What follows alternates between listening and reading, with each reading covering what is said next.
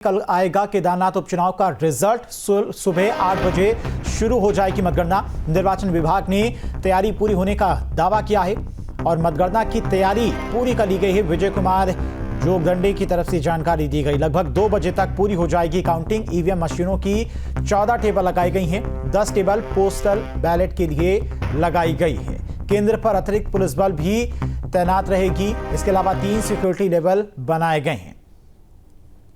तो कल उत्तराखंड की एकमात्र सीट केदारनाथ पर उपचुनाव का रिजल्ट आ जाएगा। सुबह 8 बजे से मतगणना शुरू होगी और माना जा रहा है कि दोपहर 2 बजे तक काउंटिंग पूरी हो जाएगी। उसके बाद रिजल्ट साफ हो जाएगा कि केदारनाथ की सीट पर कांग्रेस जीती या फिर बीजेपी का पलड़ा भारी रहा।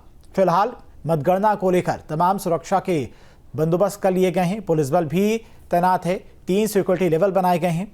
केंद्र पर अतिरिक्त पुलिस फोर्स की तैनाती की गई है। इसके अलावा ईवीएम मशीनों की 14 टेबल लगाई गई हैं। 10 टेबल पोस्टल बैलेट की भी लगाई गई हैं।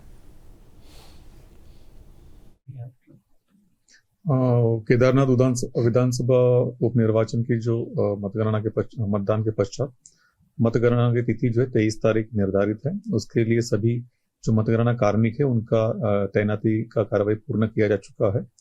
उसके उपरांत जो भी वहां पर मतगणना के लिए टेबल की आवश्यकता होती है उसकी संख्या निर्धारित किया गया है। ईवीएम काउंटिंग के लिए वहां पर 14 टेबल तैनात किया गया है। इसके अलावा जो electronically transmitted postal ballot counting होती है उसके लिए 10 टेबल अतिरिक्त वहां पर तैनात किया गया है। सभी कार्मिकों का रैंडमाइजेशन का कार्रवाई संपन्न किया जा चुका है और जो पोस्टल बैलेट्स प्राप्त होंगे उसके लिए भी अतिरिक्त जो एआरओ नामित करने होते हैं उसकी अनुमति भी निर्वाचन आयोग से प्राप्त हो गई है। मतदान केंद्र पर पर्याप्त संख्या में पुलिस बल का तैनाती सुनिश्चित किया गया है। वहां पर जो भी हमारे सीआरपीएफ और जो सीपीएमएफ होती है उसकी तैनाती सुनिश्चित की गई है और 3 घेरों में वहां की सुरक्षा को तय किया गया है। सबसे अंदरूनी घेरा में जो सेंट्रल पैरामिलिट्री फोर्स होती है उसको तैनात किया गया है। मिडिल कॉर्डन में जो है जो आम पुलिस होती है उसको तैनात किया गया है और आउटर घेरे में पुलिस को तैनात किया गया है। उसके जो भी आउटर लेयर होगा उसके अंदर कोई भी व्यक्ति विदाउट अपना आई कार्ड या ड्यूटी पास के बिना एंट्री नहीं कर सकते हैं। और केदारनाथ विधानसभा उपचुनाव के नतीजे कल सुबह आएंगे। कल सुबह जिला मुख्यालय रुद्रप्रयाग पर गिनती शुरू होगी और सबसे पहले पोस्टल बैलेट गिने जाएंगे और 8 बजे ये गिनती शुरू होगी। पोस्टल बैलेट के ठीक आधे घंटे बाद ईवीएम की गिनती शुरू हो जाएगी।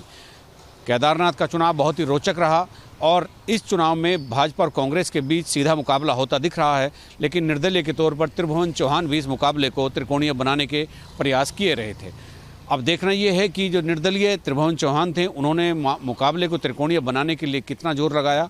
भाजपा जो दावा कर रही थी कि उनका प्रत्याशी जीत जाएगा, उनकी प्रत्याशी महिला है, उन्होंने यहाँ पर बहुत काम किए हैं। तो भाजपा का जो दावा है, प्रधानमंत्री ने केदारनाथ का पुनर्निर्माण किया है, तो भाजपा के दावे की सच्चाई का कल ईवीएम की मशीन खुलने के बाद पता चलेगा।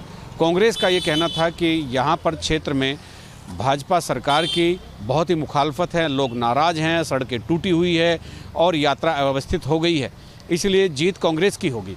तो ये भी पता चलेगा कि कांग्रेस के जो आरोप हैं उनमें कितनी सच्चाई है, किसके दावों में कितना दम है। कल 13 राउंड की गिनती के बाद ये पता चल जाएगा। अपने सहयोग कैमरामैन सोनी कुमार के साथ न्यूज स्टेट के लिए देहरादून से अजीत सिंह राठी। न्यूज नेशन अब व्हाट्सएप पर खबरों के ताजा अपडेट के लिए न्यूज नेशन के इस क्यूआर कोड को स्कैन करें।